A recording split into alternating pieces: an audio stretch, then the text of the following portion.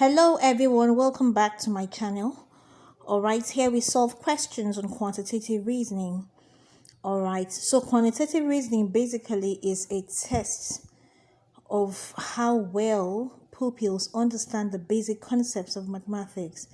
These basic concepts are simply division, multiplication, addition, subtraction, square roots, and exponential.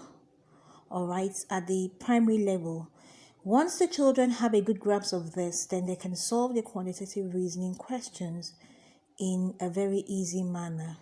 So just like every other quantitative reasoning question, the first thing we need to do is to establish a particular pattern that applies to the two examples, and then that can be used to solve the questions that follow.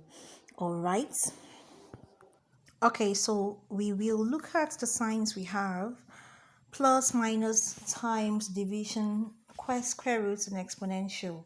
So we're going to start out with the plus sign. All right. 5, 20, 10, 40. It doesn't appear like the plus sign will work here because 5 plus 20, we're not saying 25. 10 plus 5, there's no 15. 40 plus 20, we're not saying, 60 there. Even though 20 plus 20 is 40, but 8 plus 8 is not 32, so that does not work. We will cancel out the plus sign at this point. Okay, the next sign here is minus. 20 minus 5 is 15. There's no 15 there. 10 minus 5 is 5. No 5. 10 minus, so minus obviously cannot work here. Okay, so we will also try the last two signs, which is the square roots and the exponential. For square roots, looking at the squares of numbers, in the first example, we don't have any number here that is either a square or a cube, so that goes as well. And of course, we know that the square root is the opposite of exponential, so both of them are out now. So we are left with the division and multiplication. Looking at the first example, we can see that 10 divided by 5 gives us 2, and 2 times 20 gives us 40. All right. In the second example, we can see that 12 divided by 3 gives us 4, and 4 times 8 gives us 32. So it's division and multiplication that is used right here. All right. So that's moving from 10 to 40. Okay, moving from a number in the left-hand side, all right, to get the answer at the bottom, moving around to get the answer at the bottom. Okay, so if I want to get 10, all right, how can I get 10?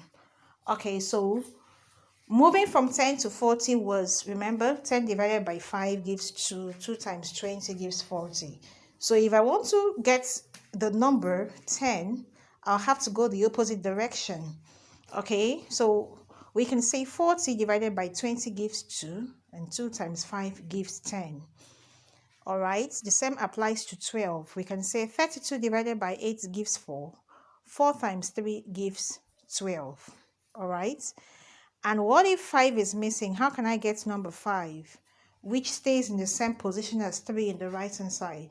To get number 5, I can say 40 divided by 20 gives us 2. At that point, I will ask myself, what can I multiply by 2 to get 10? And the answer obviously will be 5. All right? And if I'm looking for number 8, I can say 12 divided by 3 gives me 4. And I'll ask myself, what number can I multiply by 4 to have 32? That number is 8. So with this, you can actually get any number that is missing at any point. It's simple and straight to the point. All right, so that's how far we can go today. If you love this video, give us a thumbs up, drop a comment, subscribe to this channel, Esther Umoren, and please share this video. Share with your friends. I'm sure somebody will love this, somebody will need this. We drop new videos all the time. Kindly subscribe so you can have a notification when we drop new videos. Thanks for watching. Share, and share.